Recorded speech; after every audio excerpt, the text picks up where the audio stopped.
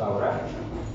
Padre, en el nombre de Jesús nos acercamos a tu palabra, confiando que tu Espíritu Santo nos va a guiar al entendimiento más claro de lo que ella tiene para nosotros.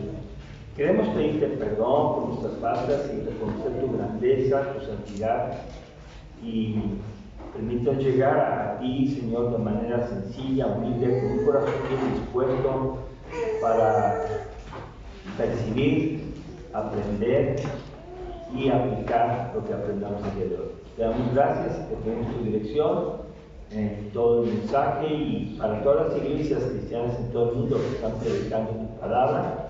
Gracias, Señor, porque tú anunciaste que ibas a venir y estamos esperando tu venida. Estamos confiando que la iglesia o las iglesias locales en cada lugar del mundo tendremos que predicar el Evangelio a tiempo y fuera de tiempo. Te pedimos tu dirección en el nombre de Cristo Jesús. Amén. Amén. Quiero iniciar con un pasaje de la Biblia como introducción que quiero que lo anoten por ahí. No está anotado, pero es Hechos capítulo número 8. En Hechos capítulo 8 voy a usarlo como introducción y el título del mensaje el día de hoy se llama Sin conversión no hay salvación. Y quisiera que viéramos eso. Ese va a ser el punto que estaremos impartiendo. En este capítulo 8 de Hechos de los Apóstoles, del verso 4 dice que los que fueron esparcidos iban por todas partes anunciando el Evangelio. Y noten que la iglesia primera está compartiendo el Evangelio. Es explicar a otros el camino de la salvación y está diciendo claramente que se predique. Estaban predicando a la salvación a todas las personas. No había a quien sí, a quien no. Ellos predicaban parejito. No escogían las amistades, no escogían los fáciles. Ellos predicaban a todas las personas. Y este pasaje nos dice aquí que hubo uno que escuchó, en el verso 9, que se llamaba Simón. Dice que antes se decía magia en aquella ciudad y había engañado a la gente de Samaria haciéndose pasar por algún gran. A él oían atentamente todas, desde el más pequeño hasta el más grande, diciendo: este es el gran poder de Dios. Entonces noten que hay una persona aquí que tiene antecedentes de ser un mago y él también estaba escuchando el mensaje. La predicación se hace para todos. Ahí está predicándose. Y entonces vemos ahí que él estaba también observando todo. Y cuando leyeron, dice el verso 12, a Felipe, que anunciaba el evangelio del reino, y el nombre de Jesucristo se bautizaba hombres y mujeres, también creyó Simón mismo, y habiéndose bautizado estaba siempre con Felipe, viendo las señales y grandes milagros que se hacían, y estaba atónito. Entonces vemos aquí un mago convertido, ¿vale? Y bautizado también, y es feliz, y es parte de la congregación. Ya puede decirle el mago a todos: hermano, ¿cómo estás? El mago estaba muy feliz, muy feliz. Él había entrado a la fe en Cristo Jesús, y yo creo que aquí vemos cómo Felipe y todos festejaban. Uno más se ha convertido a Cristo y era mago, ¿verdad? Bueno, aquí yo puedo ver que él estaba observando.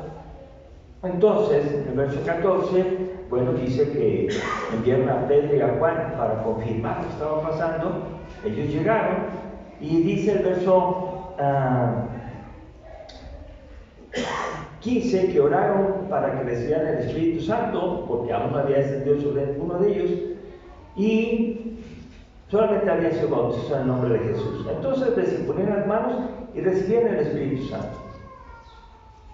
Llegó un momento en la vida de Simón que se descubre quién es. Ahí está. Ahí se descubre quién es. Fíjense lo que dice.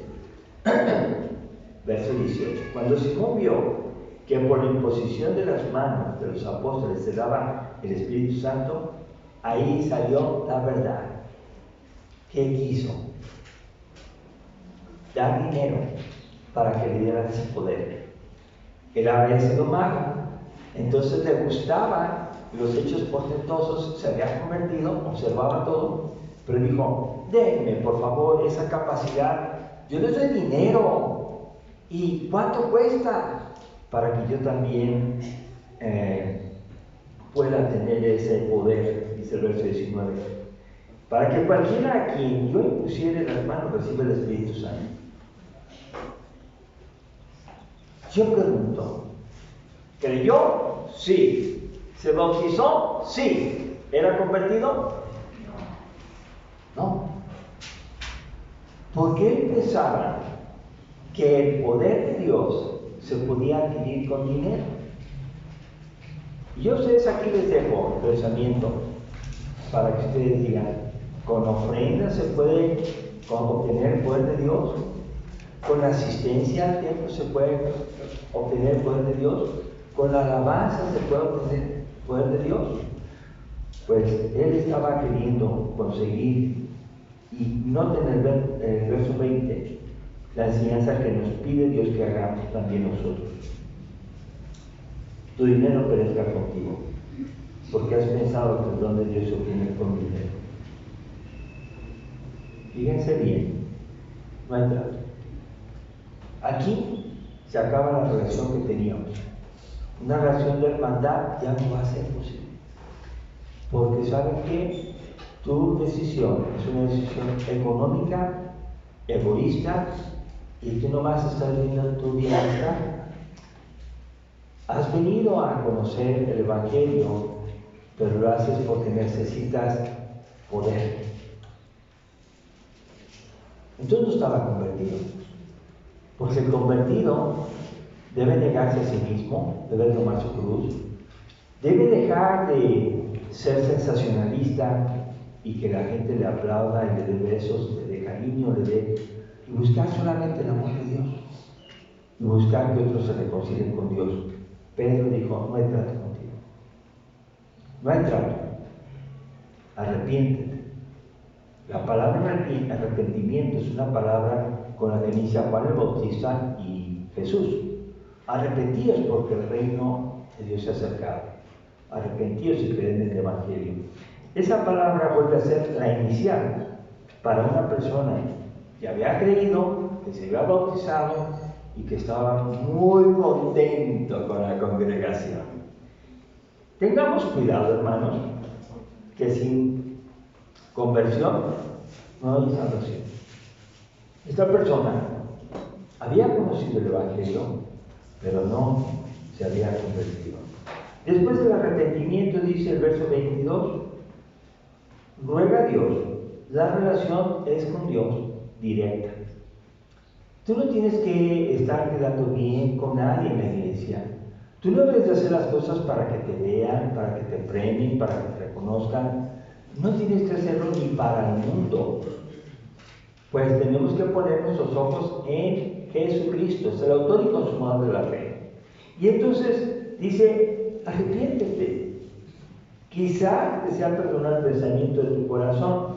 ¿Y de dónde salen todas las cosas? Del lugar que no vemos. ¿Qué estás pensando? ¡Hey! ¿Qué estás pensando? ¿Qué estás pensando? Nada. Y esa es una gran mentira, porque no puedes. ¿Saben quién no piensa nada? Los muertos.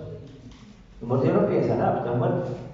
Pero de pronto, ¿qué estás pensando? Y alguien contesta nada. Ya te volviste mentiroso. Y estás escondiendo lo que estabas pensando.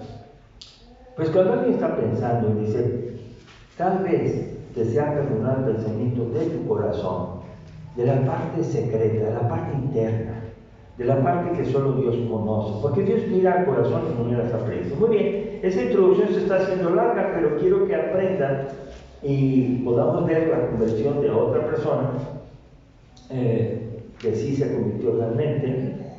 Y él mismo, dice el 24, Simón dijo, rogad vosotros por mí al Señor para que nada de esto que habéis dicho venga sobre mí. Y hermanos, yo quiero decirles una cosa. Es una actitud muy frecuente entre las personas que asistimos a la iglesia que dicen, por favor, ore por mí.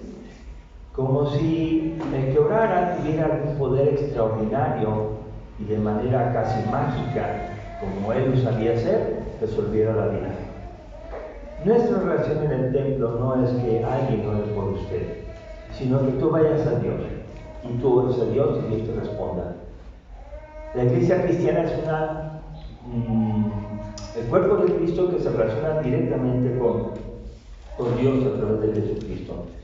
Pero fíjense cómo el Evangelio no se detiene, a pesar de esos tropiezos y de esas personas que existen en las congregaciones, que viven doble vida, que van por conveniencia. Y esto no pasa en una sola iglesia, pasa en todas las congregaciones, porque hay trigo y cizaña. O sea, es una realidad. Y dice aquí la palabra que ellos, habiendo testificado, hablaban la palabra de Dios, se volvían a Jerusalén. Y en muchas poblaciones de Samaria anunciaron el Evangelio. O sea, ¿qué quise explicar? Que sin conversión no hay salvación. Entonces no nos creamos, no nos confiemos plenamente de que una persona que cree en Jesús, que asiste al templo y que se bautiza, ya por ese hecho ya es un cristiano salvo. No, eso solamente lo ve el Señor. Si no se convierte de su maldad, que la trae adentro, la está escondiendo en su corazón y que de repente aflora, entonces sí va a haber una situación grave para su salvación. No es salvación para quien quiere vivir ocultando su pecado. La conversión es dejar el pecado en manos de Dios, pedir perdón y cambiar. Y eso fue el capítulo 8. El capítulo 9, ustedes les voy a pedir que lean en su casa el capítulo 9, que es la conversión de Pablo. Y ahora vamos a ver cómo él platica su conversión en el capítulo 26. Y es el que resumí entonces aquí. El que resumí está muy clarito en 3 secciones, 4 puntos. El primer punto está en Hechos 26, 4 al 11. Pero antes permítanme decir que vamos a continuar aprendiendo en el libro de Hechos de los Apóstoles, en el pasaje de hoy, sobre el propósito de la conversión de Saulo de Tarso, ocurrida aproximadamente en el año 37.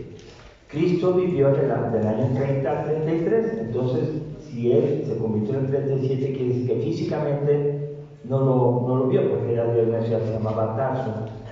Pero dice aquí, a Saulo de Tarso se le cambió su nombre a Pablo, porque dejó de ser un judío perseguidor, se convirtió y fue llamado por Dios, Hechos capítulo 9 del 1 al 19, para ser un apóstol, predicador del Mesías, esclavo de Dios y de Cristo, y para ser un instrumento humano, pequeño. Pablo significa pequeño, de poco valor, para una altísima misión. A los ojos del mundo, Pablo era un grande, mucho más grande que Simón, porque aquel pues era un pagano, pero Pablo era un súper judío. Y entonces él, siendo valorado muy grande por los judíos y por él mismo, se sentía muy grande, Dios le cambia su nombre, que significa pequeño. Significa pequeño. Entonces, tú siendo grande, vas a ser ahora, tu nombre va a definir tu vida, vas a ser pequeño. ¿Y quién va a ser el grande? Dios. Entonces, una persona que tiene mucha autoestima, que se siente por las nubes, no va a tener una capacidad de relacionarse con Dios, porque quiere que Dios le haga los mandados. Porque quiere que Dios le haga los mandados. Quiere ver a Dios como aquel que ayúdame porque en tu trabajo, ayúdame porque necesito viajar, ayúdame. Y cuando Dios habla y te dice, deja ese pecado, ni oímos. Entonces esa es una manera de entender que el mensaje de Dios es alguien que solamente va a solucionar la vida económica, la vida social, la vida familiar. Tengo tantos problemas en mi familia que quisiera que me ayude. Dios, ore por mí. Sí, pero tú, ¿cuándo te vas a convertir? Y a veces no hay conversión, no hay salvación, y por lo tanto no hay resultado de la salvación. Entonces tengamos esa cosa en mente. Se considera que fue alrededor del año 60 cuando Pablo presenta su defensa ante el rey Agripa. Cuando vamos a leer este pasaje, nos vamos a dar cuenta que estamos alrededor del año 60. Él se convirtió en el año 37, entonces pasaron 23 años del ministerio de Pablo, y en ese ministerio de Pablo él empieza a tener ya situaciones muy difíciles. En ese pasaje que usamos en Hechos 26, él está encarcelado, y encarcelado por la misericordia de Dios, porque podían haberlo matado los judíos, pero como Pablo era ciudadano de nacimiento, los romanos lo protegieron. O sea, él tenía la ciudadanía y lo protegieron. Lo querían matar, pero dijeron: no le hagan eso, porque vamos a atender a este ciudadano, y lo cuidan. Y entonces ahora está Pablo ante el rey Agripa, ¿verdad? Él había dicho: yo no quiero que me liberten ustedes, quiero que César Augusto, el emperador romano, me liberte, que sea una cosa de lo más arriba, porque no quiero que me hagan así como el favor, quiero que quede claro cómo Dios va a obrar. Entonces, en el pasaje de Hechos 26, versos del 4 al 11, ahí se describe la vida anterior de Pablo. Bueno, vimos lo del mago, ¿verdad? Tramposo, mentiroso, obtenía ganancias. Ahora la vida anterior de Pablo dice que él era, desde su juventud, pues era conocido por todos los judíos. Verso 5, sabían quién era y podían decir quién era porque no estaba oculto. Y él fue de la secta más rigurosa, vivió fariseo. Fíjense que Pablo no era una persona común, del común. Era un excelente y sobresaliente estudiante de la palabra y seguidor y aplicador de Dios, de su palabra. Entonces, dice verso 6, eso fui antes, pero estoy juzgado ahora porque estoy creyendo en la esperanza de la promesa que Dios hizo a nuestros padres. O sea, yo estoy creyendo lo que las escrituras dicen. Y bueno, él está diciendo, verso 8, que se juzgue entre vosotros cosa increíble, que Dios resucite a los muertos. O sea, ¿se juzga increíble? ¿Quién es el que había resucitado y que se encontró con Pablo? Fue Jesucristo. Y no se podía creer que Jesús había de estar muerto 3 días, resucitado y estar vivo y ascendió a los cielos. Entonces, eso estaba en la palabra, desde el libro de Job, que dice: yo sé que mi Redentor vive y que esta mi pie no va a quedar así nomás, voy a volver a la vida. Pero entonces aquí vemos cómo se está juzgando por eso. Muy bien, su formación religiosa, su celo por cumplir la religión era tan increíble, que él había creído su deber hacer muchas cosas en contra del nombre de Jesús de Nazaret. Él iba con todo para destruir a los creyentes cristianos. O sea, él no era un tibio, no era hipócrita, no andaba en 2 lados. Él dijo: soy fariseo, y estos que están hablando de Jesús que resucitó y que es el Mesías y que es Dios, los voy a encarcelar. Y cuando me pidan el voto de que los maten, yo voy a decir que sí, que los maten. Y yo puedo ver aquí cómo Pablo es un ferviente seguidor de Dios, muy equivocado. Y anotemos eso también. Hay personas que saben muchísimo de la Biblia, pero pueden estar equivocadas. También los que saben poco pueden estar muy equivocados, pero la idea es depender de Dios. Él estaba seguro que era su deber hacer muchas cosas y los encerraba en cárcel, dice el verso 10. También a los santos, a los que querían creer en Cristo, y tenía el respaldo de los principales sacerdotes y le daban hasta cartas para ir allá. Verso 11, muchas veces castigándolos en las sinagogas, fíjense lo que hacía: los forzaba a blasfemar, enfurecido sobremanera contra ellos, los perseguía hasta las ciudades extranjeras. Esa es la vida de Pablo antes de su conversión. ¿Cuál es tu vida antes de tu conversión? ¿Cuál es? Se oiría muy feo decir prostituta, se oiría más feo decir borracho, adicto, flojo, tramposo. Podríamos decir muchas cosas que fueron nuestras vidas. Y Dios no se asusta de eso, porque el mensaje de Dios es un mensaje de amor. pero para salvación. Y para aquella salvación tiene que haber conversión. Si una persona es de tal forma como Pablo, muy celoso de su religión, pero está haciendo mal, no tiene salvación. Entiendan, una persona si no se convierte de su maldad, no puede ser salvo. Entonces, abramos los ojos antes de morir. Revisemos a nuestro interior. Mi carácter, mis tratos, mis actividades, ¿son para la gloria de Dios o son para mi gusto, para mi beneficio? Cuando una persona vive para sí mismo, no está viviendo para Cristo. Y el fruto no va a estar ahí. Un examen para nosotros como iglesia y como individuos creyentes en Jesús sería: ¿a cuántas personas has llevado a Cristo? Y de esas cuántas personas has llevado a Cristo, ¿a cuántas las estás discipulando? Y de esas personas que estás discipulando, ¿a cuántas ya están llevando a otras personas a Cristo? Y si vemos esto, hermanos, es muy pobre. Es una realidad que son pocos que pudieran decir: yo me hago cargo de 2 personas para enseñarles la palabra. Es grave.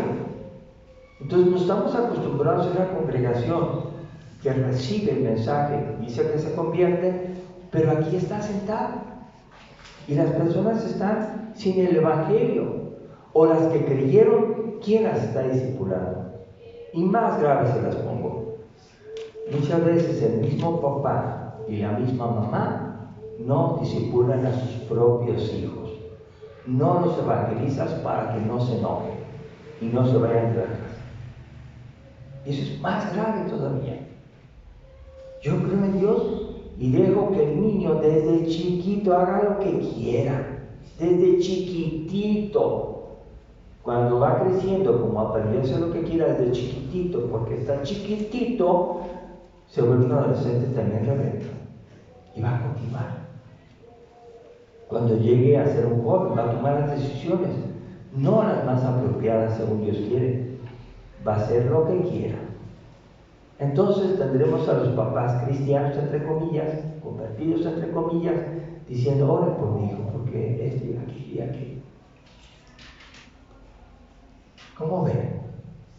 Una iglesia que se reúne y está tranquila viendo que sus hijos se van a tomar, salen fotografías con las cervezas, andan en fiestas, andan en el placer, andan en el reino de Satanás.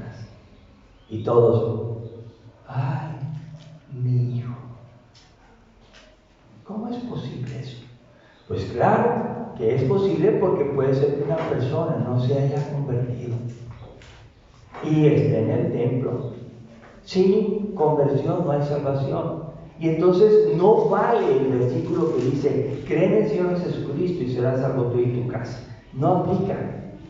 Porque tú, siendo el responsable de la educación de tus hijos, ni siquiera tuviste el tiempo para hablarles del Evangelio. Y a veces hablar significa: pues si yo hablo de la salvación, pero no tengo que hablar de la condenación, porque si no hay condenación, ¿para qué hay salvación? Bueno, Pablo tuvo que tener un encuentro personal. Verso 12 al 15 dice: ocupado en esto iba yo a Damasco con poderes y en comisión de los principales sacerdotes. O sea, él estaba creyendo que era su deber, iba a perseguir. Cuando a mediodía obré yendo por el camino, vi la luz del cielo que sobrepasaba el resplandor del sol, la cual me rodeó a mí y a los que iban conmigo. Y habiendo caído todos nosotros en tierra, oí una voz que me hablaba y me decía en lengua hebrea: Saulo, Saulo, ¿por qué me persigues? De una cosa te da cosas contra el aguijón. Entonces, vemos aquí una respuesta de Dios con un propósito. La respuesta primero es: se enfrenta y se le presenta a las 12 del día, el sol está en lo más alto y es la luz más intensa. Pues por sobre esa luz intensa había otra más intensa, que era pues donde estaba la presencia de Dios, y le pregunta directamente: Saulo, Saulo, Saulo, ¿por qué me persigues? ¿Ustedes se acuerdan cómo Jesús se acercó a Adán y le dijo: Adán, Adán, ¿dónde estás? También Jesús se acerca a Saulo, que está equivocado, está cometiendo pecado, en el nombre de Dios. ¡Oh! ¡Súper fariseo! Pero estaba cometiendo pecado. Y le dice: ¿por qué me persigues? Dios nos pregunta, Dios se acerca a nosotros y nos dice: ¿por qué no me amas? ¿Por qué te apartas? ¿Por qué amas más al mundo que a mí? ¿Por qué platicas de todo menos de mí? ¿Por qué presumes cosas y no me proclamas a mí como el Señor y Salvador? Pues porque hay algo que hace falta. Esa necesidad de apreciación de la sociedad, de que digan lo que digan bien de mí, no nos salva. La necesitamos, sí, pero si la conseguimos del mundo, el mundo no nos va a salvar. Entonces le pregunta: ¿por qué me persigues? De una cosa te dan cosas contra el aguijón. Y una de las cosas, pues los que saben y han usado o usaron pinta de bueyes, pues ponían a dos animales a jalar ¿cómo se llama? El arado. Y cuando el animal no quería caminar, él tenía un palo, que tenía un pico. Y cuando se hacía para atrás, que no caminar, se lo detenía y se picaba, entonces caminaba. Entonces, tú estás necesitando que yo esté, fíjate bien, estás queriendo servirme, pero no estás sirviendo, te haces para atrás. Entonces, de una cosa te es estar queriendo servir en el reino de Dios, pero la verdad es que estás haciéndolo mal y te estás picando tú solo, te estás lastimando. Ahí es donde empieza la conversión. En el verso 5 dice: ¿quién eres, Señor? Se van a preguntar: ¿quién eres, Señor? Y el Señor le dijo: yo soy Jesús, a quien tú persigues. Ese es el encuentro personal que tenemos que tener nosotros. Miren, hermanos y hermanas, tengamos cuidado, porque tal vez hace años tú entregaste tu vida y tal vez aquí estás, pero no te has convertido. Y si no te has convertido, pues no vas a ser salvo, que es lo que más anhelamos todos. Pero aquí la cosa es que hacemos cosas en contra de Dios. O sea, ¿qué hacemos? Ustedes observen, así nada más, rápido. Llega una persona con problemas al templo y pregunto: ¿a quién le hablan para que lo atienda? Al pastor, ¿verdad? Gracias. Yo pregunto: ¿acaso no habrá más hermanos maduros en la fe que con formación bíblica puedan atender a otra persona? No habrá. Y tristemente a veces no hay. Entre nosotros hoy está una persona que necesita ayuda. Y en los 2 minutos que me quedaban, quería que le escuchara. Se va a atender. Pero ¿quién lo va a atender? Yo tengo que ir a Guadalupe a compartir la palabra también. Entonces, esa es la realidad de una congregación que tiene que decir: pastor, estamos en el Señor, tomo la decisión, y si no sé, voy a estudiar, orar con Él y vamos a pedirle dirección al Espíritu Santo que nos dirija. Esa es una iglesia que se mueve por el Espíritu Santo. Y que no solamente, por favor, se agrade chacotear, platicar, reírse, festejar, comentar en los pasillos, sino que ve a su alrededor y dice: ¿quién necesita enseñanza? ¿Quién necesita cuidado? ¿Quién necesita ayuda? ¿Quién necesita dirección? ¿Quién necesita algo? Porque yo, como cristiano convertido, voy a ver por esa persona. Y esa es una necesidad que tenemos todos. No solamente el pastor, ni 2 o 3 o 4, no. Todos nosotros tenemos que tener la conversión para enseñar a otros. Ahora yo se las pongo al revés. Tú eres la persona que no tiene a Cristo, tienes la necesidad y te metes al templo. ¿Cómo te gustaría que te trataran? Pablo es atendido por Jesús y le dice su nombre, Saulo, Saulo, y le dice, ¿por qué me persigues? Tu problema es perseguirme a mí. Aunque él pensaba que no lo estaba persiguiendo a él, estaba persiguiendo a los herejes cristianos que se habían arrepentido y habían creído en él, en Jesús, y habían abandonado la religión judía. Y le da la comisión. Entonces, en el verso 16 al 17 dice la comisión, dice, pero levántate y ponte sobre tus pies, porque yo para esto he aparecido a ti, para ponerte por ministro y testigo de las cosas que has visto y de aquellas en que me apareceré a ti. Desde ahí le dice, mira, la primera cosa que vas a hacer es, levántate. Cuando alguien dice levántate, pues decide si obedece la obra. Hay una persona que dice, levántese.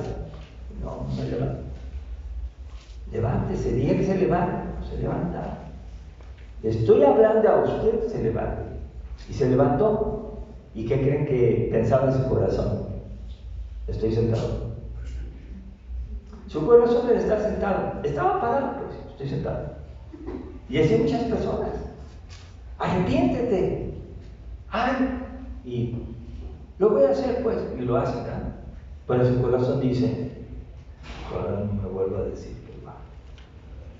Bueno, esa es una actitud que no agrada a Dios. Dios quiere que cambiemos, nuestro corazón Él lo quiere cambiar. Mira, te vas a levantar y te vas a poner sobre tus pies porque para esto apareció en ti. Este es el propósito, para ponerte por ministro y testigo. Dos cosas vas a hacer. Vas a servirme, donde yo te diga, y vas a decir lo que has visto ahorita y lo que vas a ver después. Entonces un testigo nunca deja de hablar. No quiere Dios testigos mudos. No quiere así. ¿Cuántos creen en Cristo? Amén. ¿Cuántos vamos a ir a hablar de Cristo a nuestros familiares? Silencio. ¿Cuántos vamos a ir a un pueblito? Silencio. ¿Cuántos? No. Yo creo en Cristo, pero no tengo tiempo para ir. Tengo otras ocupaciones. ¿Cuándo es? No es el día que yo. No tiene tiempo. Tú vas a tener tiempo, tú vas a ser testigo de las cosas que has visto y otras más que vas a ver después.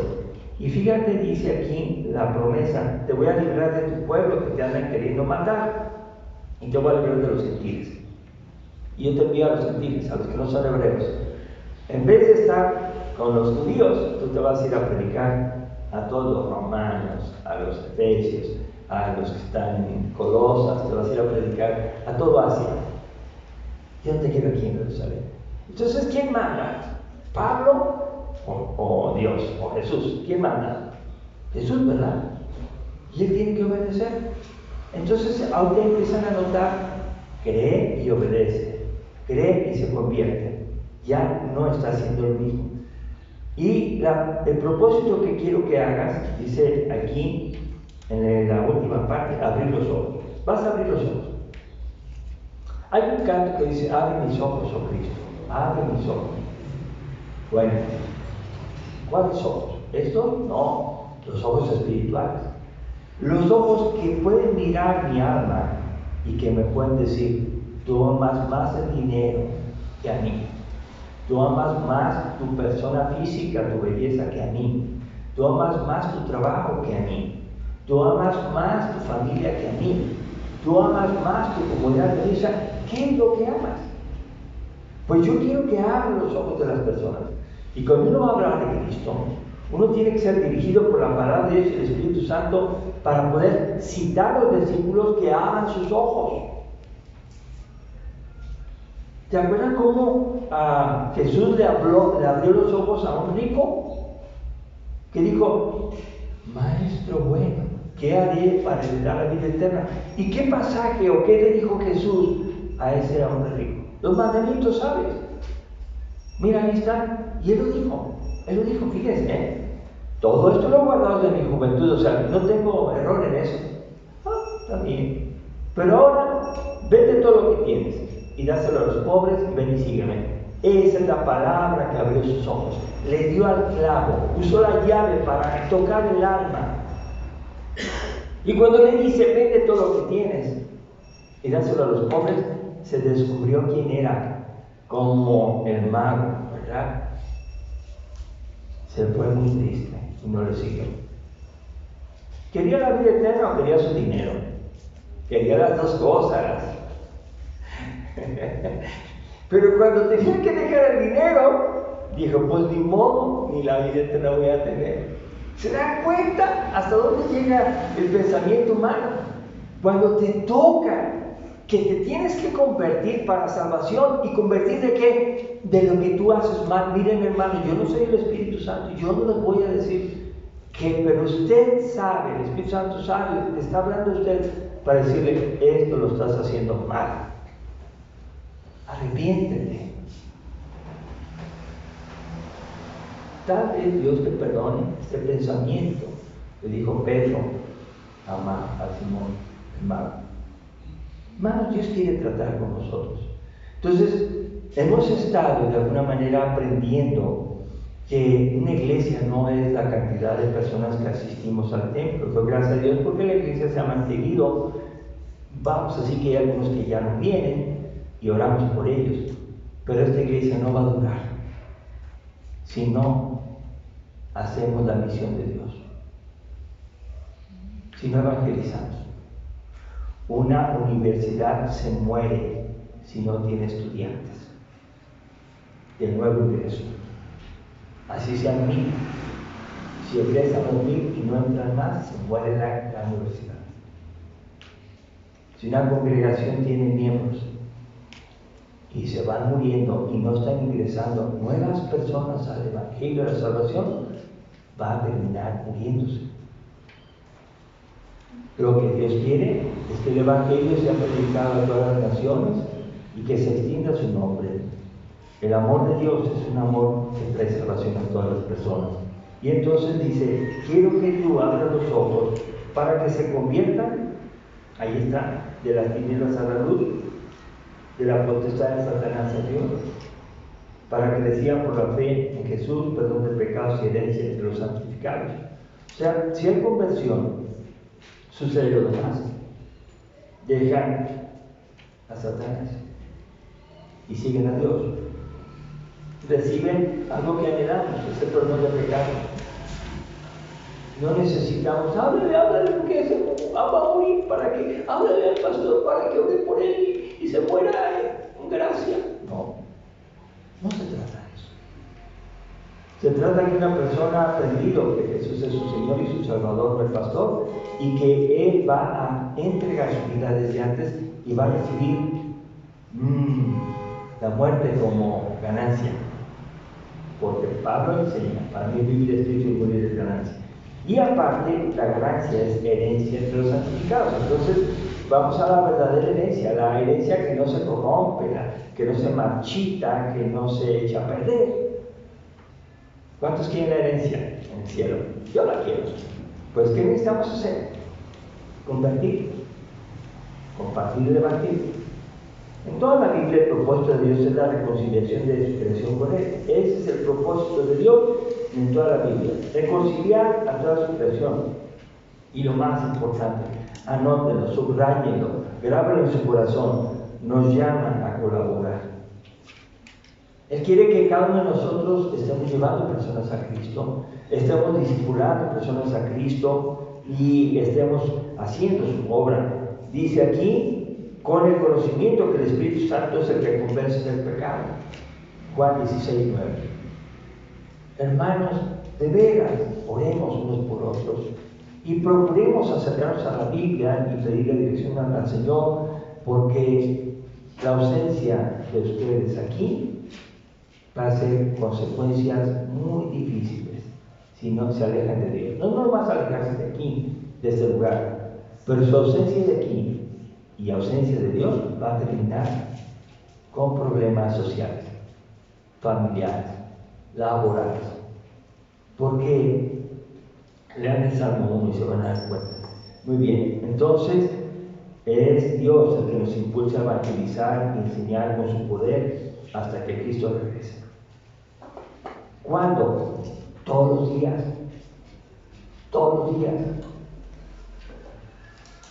No estamos haciendo ya campañas evangelísticas en las plazas, enero, febrero y marzo. No las estamos haciendo. Y no lo vamos a hacer, porque satisfacía la necesidad egoísta de algunos organizadores, porque se hablaba de Cristo, bla, bla, bla, pero no se seguían las personas. Y las personas que podían asistir en enero, febrero y marzo se sentían felices para el resto de los meses del año. Lo que queremos es que el Evangelio sea un estilo de vida. Eso es lo que quiere Dios. Un estilo de vida que transforme y que su misma vida esté evangelizando y trayendo personas a Cristo. Algunas personas están viniendo nuevas. El día jueves vinieron personas nuevas que tienen que venir. Pero ¿saben una cosa? No es que tengan que entrar, es que los que estamos adentro tengamos que salir. Ahí están los vecinos, ahí está la familia, ahí estás tú cuando estás haciendo tu trabajo. Siembra la palabra, siémbrala. Debemos evangelizar, enseñar, obedecer todas las cosas que Jesús nos ha mandado de manera individual y como iglesia, confiando en la obra del Espíritu Santo y orando por la conversión, porque sin conversión no hay salvación. Entonces, algunos de ustedes están aquí esperando que haya un estudio discipular, lo vamos a hacer, porque quieren bautizarse, porque quieren alguna vez hacer algo que les glorifique a Dios. Algunos inclusive me dijeron, me gustaría ser un pastor. Sí, está bien, pero eso necesita preparación y conversión, porque hubo un tiempo que hubo muchos pastores y nada más se quitó el dedo del renglón y ya no son pastores. Entre ellos, uno de los que graduó hasta se divorció. Entonces, hermano, yo digo, el Evangelio nos enseña a convertirnos y convertirnos nos lleva a la salvación. Y si nos llega a la salvación, entonces ahora vamos a crecer en el conocimiento y vamos a orar porque la congregación vaya creciendo 2, otros 2, de esos 4, otros 8, y así, que se vayan multiplicando. Vamos a concentrar y vamos a orar.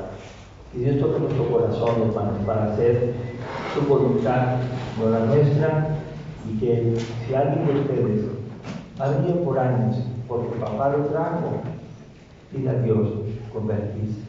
Si alguien se tiene muchos años y no ha llevado ninguna persona a Cristo y no tiene responsabilidades para enseñar a Cristo a una persona y discipularlo, hermano, es tiempo de aceptar que no nomás es venir al mundo, es tomar decisión de aprender para enseñar. Padre, te damos gracias en esta mañana por tu palabra, porque nos está invitando, Señor, nos está descubriendo para que nosotros podamos hacer lo que Pablo hizo, de arrepentirse, convertirse, ser un instrumento tuyo, ser un ministro y ser alguien que podías tú usar.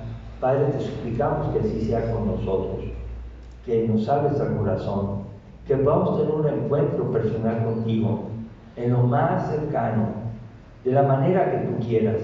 Pero Padre, no queremos ser un día rechazados como fue Simón el Mago, una persona que buscaba su propio bienestar y no buscaba el reino. Padre, ayuda a toda la congregación aquí y en todo el mundo para que hagamos tu voluntad.